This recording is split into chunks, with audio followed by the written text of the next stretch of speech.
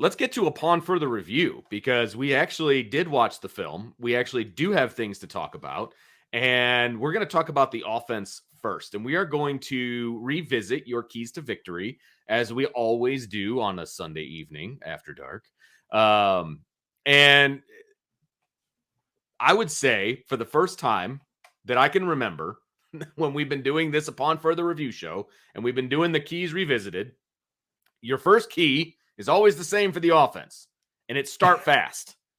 And this might be the first time we've ever given this one a plus, because they finally we've given them checks before. We've given them checks, and we were grading on a curve. At times, it felt like a little bit.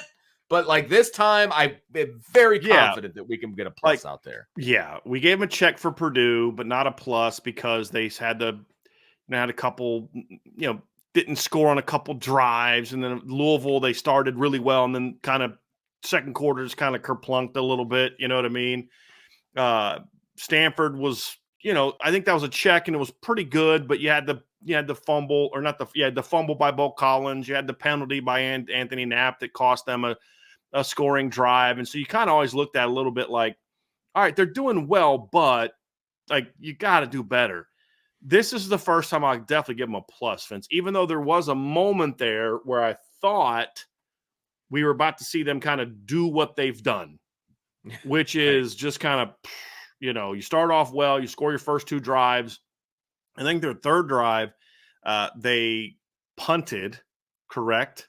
And then Navy went down and scored, made it 14-7. And then their next drive, I believe that is when they went. So they went touchdown, field goal attempt. Field goal miss. Touchdown. Okay. Then the next possession, they scored. So then it was 21-7. And then it was the next drive that they punted. And you had the muff after 3 and out, and it started to get a little sloppy. And you're like, okay, you had your previous drive had a couple, iffy plays, and then you broke the big one. That play, you need to do a sprint out. You have a sprint out gain for 7. You have a drop by Jordan Faison. Your line gets blown up on the second drive. You throw a bubble. You throw a tunnel screen. Riley Leonard, it hits a guy right in the chest, and they punt, and you're like, here we go. Because you're looking at like Navy could spend the next 9 minutes with the ball and make it 21-14, and then you get the ball in the third quarter, and we're having a different conversation about this game. Then they had that mistake, and then the offense was like, cool, we got this. Yeah. And they really started to roll then. And the fact that they took on that drive, Brian, they started obviously in plus territory. It was the Navy 40. Yeah. So they only had 40 yards to go, but they took 5 minutes off the clock. 4 minutes and 57 seconds in a 9-play, 40 yards. So, it was just a methodic. And overcame a holding penalty on the first play of that post fumble. Right. You had a breakup. You get down to 3rd and 15, and it looks like, again, they're not going to get anything out of this. And then check down to Neas Williams, and then he has a great throw on 4th down, and then all of a sudden, boom, boom, boom, boom, boom, touchdown. Right. And they just rolled from there. Yes. They weren't stopped. The only thing that stopped them really the rest of the time was the clock. I think they probably, if they would have had another minute on the clock on that final field goal drive, we might have seen them call things a little bit differently on that last drive. And then, of course, you have the first possession of third quarter, you score a touchdown, and then we don't see the offense anymore. Starting offense anymore. Like, literally don't see the starting offense anymore. They didn't play anymore after that. Right. So I give this a plus. I give this a plus. And the other thing too, Vince, that factors into this too, is the fact that, you go up 14-0, Navy breaks off a big play, right? 47-yard touchdown. Yeah. It's 21-7. Again, you make a mistake, and then you just, how are you going to handle this? And I felt like this Notre Dame team responded pretty well. And we always talk about a fast start's 2 things. Number one, it's about building confidence. They certainly did that. It's also about giving your defense a breather. And I think that when the offense came out, went score, turned that first turnover into a touchdown, I think the defense kind of breathed a sigh of relief as well. Like, okay, cool. Our offense came to play today. We don't have to put as much pressure on ourselves to, bury this team. Yeah. No, they the starting offense had 8 drives in this game. Okay. They had 8 drives. They scored on 6 of them. And if the starting kicker played, they would have scored on 7 of them. Okay. So, and I realize, ifs and buts are candy and nuts. I get all of that. But like a 36-yard field goal, Mitch Jeter hits a 36-yard field goal. Okay. So 8 drives, they score 7 times. Yes, the one drive where they punted was ugly. It was an ugly drive. I mean, I'm not going to debate that with you. It was an ugly drive, right? But when you have 8 drives and you score on 7 of them, or should have scored on 7 of them, ended up scoring on 6 of them, I think you get the plus for start fast. I mean, that was, it's efficient. You're going down, you're scoring. That's what you want. And they also, in the midst of that, as you mentioned, they answered a touchdown with a touchdown. Like that felt okay. Notre Dame's up 14-0. They break that one. It's 14-7. You're like, well, I don't know, about this. And then it was they just go down. It was a huge momentum swing. Huge drive, Vince. Yeah. Oh my gosh, yes. The 14-7, didn't they counter that with the 64-yard touchdown run, correct? I believe so. Yeah, because they had missed a field goal that could have made it 17-0. And then Navy went and scored and made it 14-7. And then Notre Dame ripped off the long run by Jeremiah Love to make it 21-7. So it's a great answer. It was great. Your defense gave up its first, okay, they gave up points. And then what do? You answer with quick. With a big 3 plays. 3 plays. 3 plays, big run. I mean, and then it was like, okay. I mean, good. Hey, Navy, hey, great job getting that score. They didn't score again until the second half. You know what I mean? So it's like, okay, the offense took over at that point, and things were peachy. So, and they didn't really threaten the end zone after that either, Vince. I mean, they missed a field goal, but they didn't really threaten the end zone until the third quarter, first drive of the third quarter. By then, it's 31-7, and it's ball game. Yeah, 100%. Because I mean, if you look after that touchdown, their drives ended on their own 48, on the Notre Dame 23 when they had a field goal try and missed it. Their own 23, then they scored, but that was in the second half. So et cetera, et cetera. So you're right. They did not threaten at that point. Because they were up big on Navy in 2022 and blew a big lead. It still won, but they were up 35-7 then. That's a 22-point swing. This is a 24-point swing. And this is a much better defense and a much better team than that 2022 team. Oh, yeah, 100%. So you 31-7, you're like, okay, it's over. Correct. 100%. Yeah. You and I and our little group chat, we were talking about who the next quarterback was going to be for Notre Dame. You know what I mean? As far as they need to start getting other people in. Like halftime, we're talking about when are they going to bring in the backup quarterback. So, I do think if Notre Dame would have stopped Navy on that first drive and forced a punt, I could have understood maybe them then giving Steve a series or with the starters. I would have understood that. But when they went down and scored, you needed to put your offense back. And I don't even know if they were considering that. I'm just giving you my opinion. Yeah. But a lot of that was built on Vince, this fast start. So plus. Yeah, exactly. Plus no, it's absolutely a plus. Second key to victory on the offensive side was the run game must dominate. And I'll give you a second to explain it, so I'm not just reading it to people, but just, Cliff's Notes version, your explanation of the run game must dominate. Wow. No, they actually, I mean, I give it a check, right? Okay. I give it a check, but not a plus. You got to give it a check. They ran for 270 yards, right? I mean, you can't not give it a check, although 50-something of those yards came when they put 21 in the game, and he racked up a lot, but they were still around 200 without him. I think Jeremiah had 103 yards, correct? Right, or 102. What was his total? 102? Yeah, 102. He had 12 carries for 102 yards, and then Leonard had 10 for 83. Right. So that's 185, just those two. And then you add in Jadarian Price, and you have 19. You have over 200 with those three guys. And then I believe at least two of Aeneas Williams carries were with the first team. He might have got one later, but I don't know that he did, honestly. Maybe I'm wrong, but he was in a bunch with the first team. They were over 200 before him. Without him. I don't think the run game dominated they went for it wasn't as impressive. And this is what's crazy about it. It wasn't as impressive of a performance as the numbers show, because a lot of Riley Leonard's run game production came in scrambles. Correct. So the run numbers look good. They ran for 265. The run numbers look good. But they're starting. I mean, your two starting running backs had 121 rushing yards, and Riley Leonard probably had, I don't know, 15, 20 yards on designed runs. So he didn't dominate with it, but you did what you needed to do with it, and you put the game away with it in the second half. True. And the way that Mike Denbrock is designing the offense right now, yeah, they're quote unquote scrambles, but they're built in. And a couple of his scrambles were on RPOs, which were literally run plays that he was going to pull and throw, didn't, and then he properly tucked it and ran. So it's a check. It wasn't a dominant offensive performance in the run game. And the final part of our show is actually going to be a breakdown of the offensive line. So I know, Vince, I think you said that at the beginning, but just a reminder. So we'll dive more to the offensive line when we break that down. So normally we do like, okay, here's some things we saw that were different, and then here's the key moments. And I kind of feel like we kind of nailed all that in yesterday's show. Yeah. So I wanted to really focus in on the offensive line and talk about the play of the offensive line. Yep. And so we'll do that in part 4. But they did their job. And when you can, and part of the breakdown of the offensive line, the point I was making is we'll explain why I think they were a bit limited in the overall success, because Navy basically said, you're not going to beat us running the football. You're going to have to beat us throwing the football. And Notre Dame did.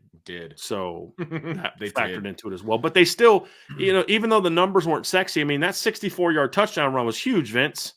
And they were really good in short yardage, especially the running backs were really good in short yardage situations, where there was twice that Jeremiah Love got hit behind the sticks on a short yardage run, and he either got off of a tackle or ran a guy over and got the first down. So I thought that was all important factors in the game. Key to victory number 3 is one that I think is important in many games, but Notre Dame has struggled with this throughout the season. And I don't think that's really even being hyperbolic. I think it's just true. The numbers don't lie, right? And it was third down efficiency. And it says right here, I'm reading what you wrote, and it says Notre Dame ranks 92nd nationally in third down offense. They weren't good in third down offense up to this point. They just weren't. And that was a key stat in this game, because they did have 13 third down opportunities in this game, and they converted 8 of them.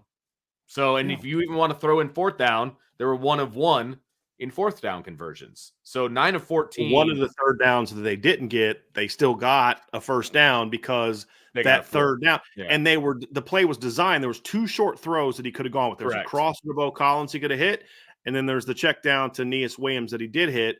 Both designed. If the routes deep aren't open to get the first down, take the check down, let them run, and then we're going to go for it on fourth down. So it's 4th and 15, you got 8 yards. That to me is a successful third down play, even though it's not a third down conversion. Agreed. So I would add that to the mix too, which set you up for your fourth down conversion. For the 1 and 1 or 1 of 1 for the fourth down. So, I mean, they were incredibly efficient on third down in this game. I mean, they absolutely were. And I think this is a plus based on, and it's slightly grading on the curve for me because they've been so bad at it before and they were good at it today. That's why I want to go plus. Honestly, I'm not even grading on a curve. I'm just going plus because I think the performance was that good. And honestly, you needed it, Vince, because you faced 2 third downs on your first drive of the game. You faced a 3rd and 6 and a 3rd and 2. And then, so we normally do like that key moments breakdown. We're not doing that today. So I want to mention it here now. When you talk about that first third down of the game, it's 3rd and 6, and Notre Dame lines up in 11 personnel. They motion Eli Raridan in, and they basically, Navy's lined up. 8 guys are coming, or at least looking like they're coming, and they're clearly playing man there. And at the snap, Navy dropped 3 guys underneath. That was such a great play call and execution because you had 2 guys open. He either could have hit Jaden Greathouse, which was the correct read. It was an inside-out read. It's basically a seam post or a deep end by Chris Mitchell. He could have gone to the deep end if Jaden Greathouse ran a poor route on his route, which he did not. He ran a great route. But if he did, let's just say, guy covered him, whatever, you had that deep end coming right behind him to Chris Mitchell that also would have moved the chains. And he had time to hit both of those routes. He made the proper read, threw a good ball. Would have just liked to see it about 6 inches further in front of Jaden so he could just lead him a little bit more. But it was still a good ball. Put it right on him. Get that first down. Because your objective there is move the sticks, not necessarily lead him for a touchdown. And you put it on him so he catches it and you move the chains. They were expecting what, Vince? Either some kind of run or they were expecting most likely quick game. Because Notre Dame's doing quick game. They're going to do some sort of option route, some sort of motion pivot, some sort of tight end out of the backfield, something over the middle. They do that. Notre Dame was able to hit, remember the week before against Georgia Tech, that little Y middle route to Jaden Greathouse. They've moved the chains on third down multiple times with that. They also moved to third down against Stanford on that particular route out of 3x1 and some out of 2x1. And so they were expecting something quick. So they showed a heavy pressure, dropped a lineman and a backer, and they were taking away quick game. Well, Notre Dame, I don't know if it was a tendency breaker. They saw something from Navy, but they called a deep shot, which meant there was no help down the field on the post or the deep end. None. So it was a great play call. They went complete max pro on that one. So there was Eli Raridan stayed in and blocked, and the running back stayed in and blocked, and they picked it up. Riley had tons of time and made that play. That was huge, Vince. And then they also had a 3rd and 2 that they ran near the inside the 5-yard line, because they could have got a first down instead of scoring, and they got that with a duo call where Jeremiah Love just put his head down and just bowled through, and they got a good push off the line. Those 2 third downs, Vince, to me, were huge because you needed that first drive touchdown. Absolutely needed that first drive touchdown. Now, you didn't get to a third down, I don't believe. Actually, you did. Let's see here. You threw, and then your second drive, you have 3rd and 1. Riley Leonard sneaks it in for a touchdown. Gets overturned because of a penalty. 3rd and goal from the 6-yard line. Again, another key third down play. Riley finds Chris Mitchell wide open in the end zone for a touchdown. So your first 3 third downs of the game, you converted to set up 2 scores. That was a big, big part of the game, Vince. And, it's hard for me to nitpick. Yeah, you'd like to see a play here, a play there. I mean, pluses don't only happen if you're perfect. Overall, the start on third down was so vitally important, Vince, that it's hard for me not to give them a plus on that particular drive. And then on the drive where they really put the game away after the miss on third down, you had the successful play on third down there that set up the 4th down conversion, which I thought was a big moment in that game. So I'm giving them a plus. I thought third down efficiency was very good in this game. All right. 2 plus. We're on a roll here. All right. So, I mean, you scored 51 points and you're on pace for 600 yards against a top 25 team. You're going to get a lot of good grades. Yes, you're going to get a lot of good grades. That is 100% accurate. So we have 2 pluses and a check going into the 4th key to victory. And I have a feeling this is going to go in a positive way as well. It's big plays through the air. So, Brian, what say you on Notre Dame's effectiveness throwing the ball? I mean, it's hard for me. It's another plus, Vince. Yeah, I mean, I agree. Because big plays in the passing game aren't just go routes, which they hit for a touchdown in this game. I mean, you had a 42-yard gain on a inside post route. You had a 37-yard touchdown pass on an outside go ball. You had 2 20-yard gains on throws that went over 20 yards. One was on an over, actually 3. One got called back because of a penalty. But you had the deep over route to Jaden Greathouse, the one that you and I talked about that was literally they went like 2-man route, just a post and an over. That was it. And Riley Leonard fit that sucker between over a linebacker and in between 2 DBs and for a big play. He had the deep outcut to it might have even been a post corner, but I think it was a deep outcut. I don't know what you thought about that route by Jordan Faison for another 20-plus yard gain. And then he hit Faison again over the middle for a 20-something yard gain. So you had 5, I believe, big throws that traveled beyond 20 yards, if I'm remembering that correctly off the top of my head, Vince. So, and that was all in the first half, because by the time you got to the third quarter, I mean, the game was basically over, and I don't think they took any deep shots on that drive. They just ran the clock out. And, you know what? Included a 3rd and 8, 24-yard scramble by Riley Leonard, another successful third down play. But yeah, Vince, I mean, I think they made a lot of big plays in the passing game, and it was geared towards, okay, this is what Navy wants to do. Right. So we're going to take advantage of it. Navy was basically saying, you're going to have, like, this was Navy's game plan. Their entire game plan was, if you're going to beat us, you're going to have to beat us throwing the ball, and you're going to have to beat us throwing the ball down the field. And Notre Dame, for the first time all season, really said, "Oh, okay, we'll take that bet." And it was because of the quarterback. It was because of the pass pro from the line. It was because of the pass pro from the running backs. They were outstanding in this game. There was one particular play, Vince, where the line completely screwed up the protection. So they ran a twist and then brought a player off the edge. Jeremiah Love was going back to get the edge blitzer. That was his man. And I have to go back and watch the play. I don't know if it was Knapp or if it was Shrouth. I'd have to go back and watch it. But they got confused with the twist, and Knapp. One of them turned out to the back. I know exactly what you're talking about. Or to the blitzer. Yeah. And so the D tackle runs free. So Jeremiah Love is running towards the blitzer, sees the mistake, turns inside and drills the defensive tackle, which allows Riley Leonard to slide.